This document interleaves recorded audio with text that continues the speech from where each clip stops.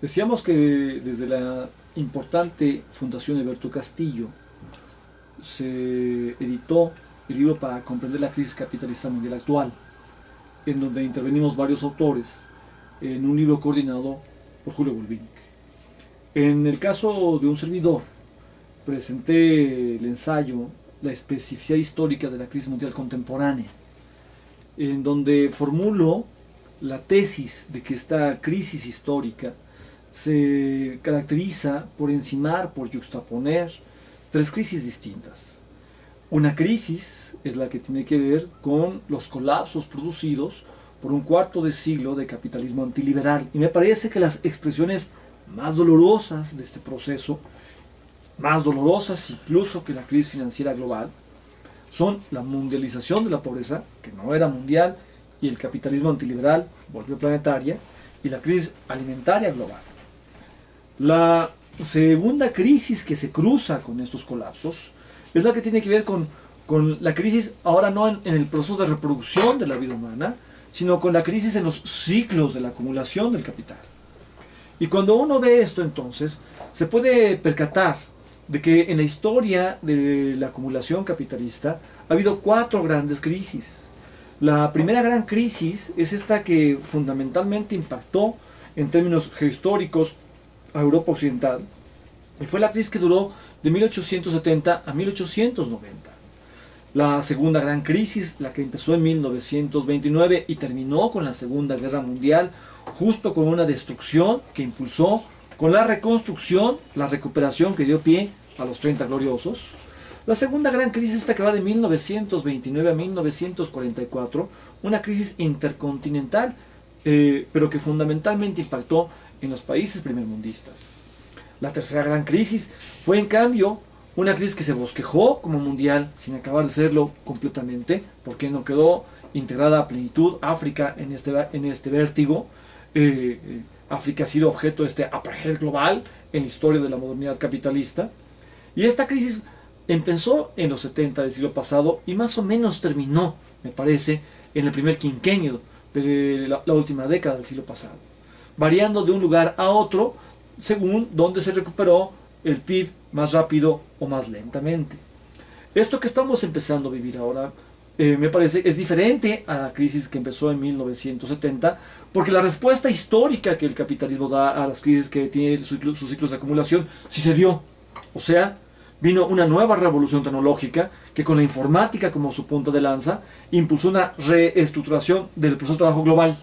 La economía mundial ha cambiado completamente. La actual revolución tecnológica, con la informática a la cabeza y con la ingeniería genética, ahora habría que agregar con la nanotecnología, pero para empezar con estas primeras dos, informática e ingeniería genética, ha cambiado la estructura de la economía mundial. La respuesta estratégica a la crisis sí se dio. Y esta que está surgiendo ahora, entonces, es una crisis en los ciclos de la acumulación que está explotando justo porque se alcanzan los límites productivistas generados por el desarrollo de la nueva revolución tecnológica en la acumulación mundial del capital. Entonces, una cosa es la crisis que tiene que ver con los colapsos de una forma del capitalismo, una cosa es eso, otra cosa es la crisis que tiene que ver con los ciclos de la acumulación del capital mundial. Se están encimando dos crisis distintas.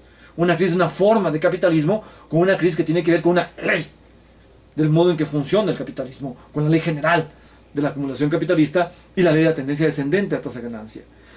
Pero la cosa es aún más compleja porque sobre estas crisis se encima, se yuxtapone y se interconecta con ellas, haciendo que las cosas sean más difíciles, la crisis ambiental mundializada, de la cual sobresalen muchos procesos muy complejos, pero ante todo dos factores de retroalimentación. Esto quiere decir factores que agudizan la tendencia al sobrecalentamiento, que es justo el eje de la crisis ambiental mundializada. La crisis ambiental mundializada tiene muchas dimensiones, pero su eje es el sobrecalentamiento. Y en el sobrecalentamiento hay 16 factores de retroalimentación, y de estos 16, dos son muy importantes. El primero es la vulnerabilidad de las reservas de metano contenidas en el permafrost siberiano. La segunda, la desestabilización térmica del albedo en el Ártico. La primera tiene que ver con el hecho de que en el permafrost se contienen reservas de este elemento, el metano, que nada más tiene la capacidad de generar un efecto de sobrecalentamiento 30 veces superior al dióxido de carbono.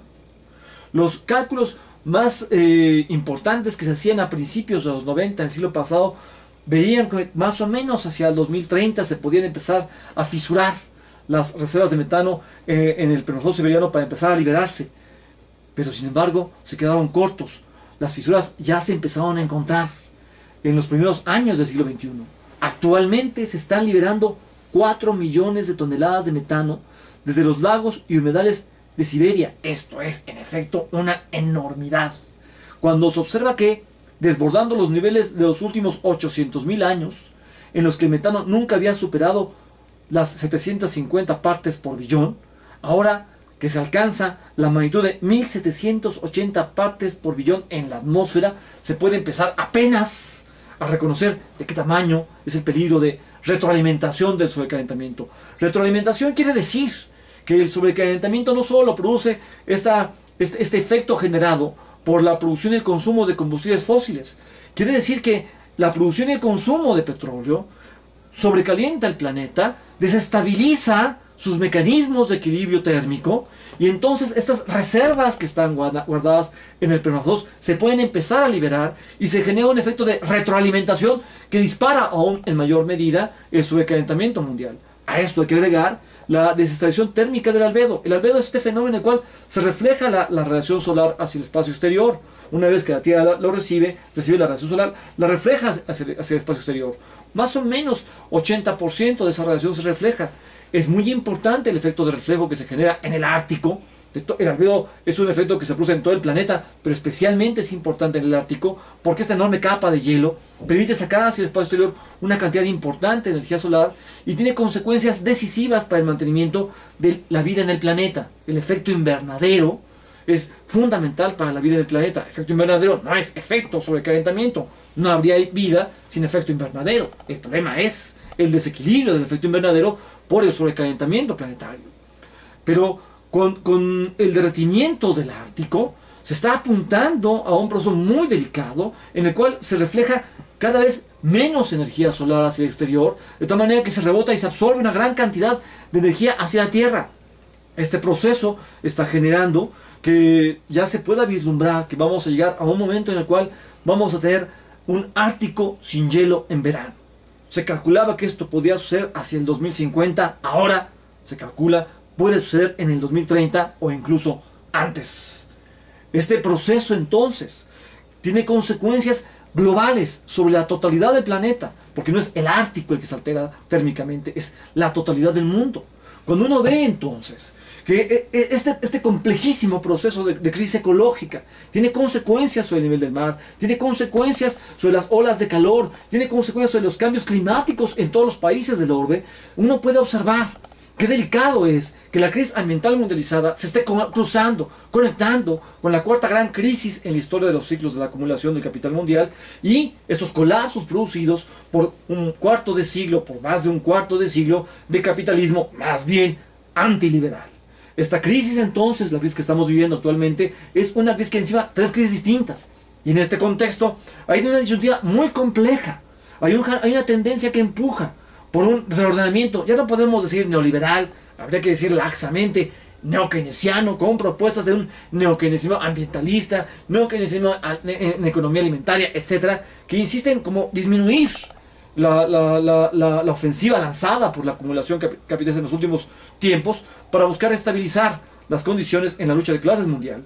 Pero hay otra tendencia neoautoritaria que apunta más bien a recrudecer la ofensiva lanzada para acrecentar la tasa de ganancia internacional, de modo que estos complejos procesos de las tres crisis de las que estoy hablando apuntan a recrudecerse y agudizarse.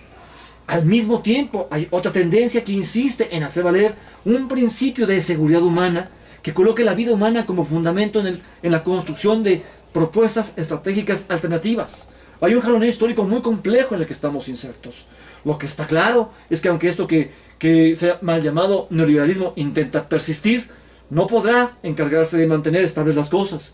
Estas dos tendencias, la neokeynesiana y la neoautoritaria, jalonean entre sí por definir lo que va a pasar, y otra tendencia transcapitalista que intenta abrirse camino. El siglo XXI no tiene su historia predefinida de antemano, no hay destino, la historia no es destino, y tiene mucho sentido entender de qué tamaño son los retos de lo que encaramos en nuestro siglo, en este siglo XXI, para intentar ofrecer una mejor opción al porvenir. Y allí la discusión sobre la seguridad humana es fundamental ante la nueva crisis mundial contemporánea.